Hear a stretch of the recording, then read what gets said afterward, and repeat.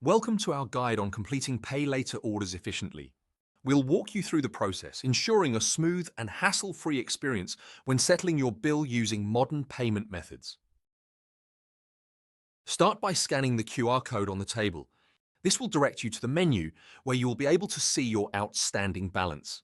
Click the Pay or Split Your Bill tab to view the order and make a payment. After clicking the Pay or Split Your Bill tab, you can view detailed order information. Select the items you wish to pay for and proceed by clicking the Pay Now button. You'll need to enter your email to receive a receipt.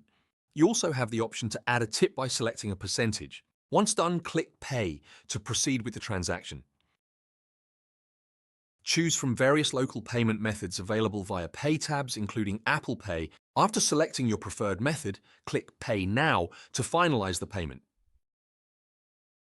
Once the payment is complete, you can view the order details and have the option to leave a Google review. An order confirmation email will be sent to you for your records.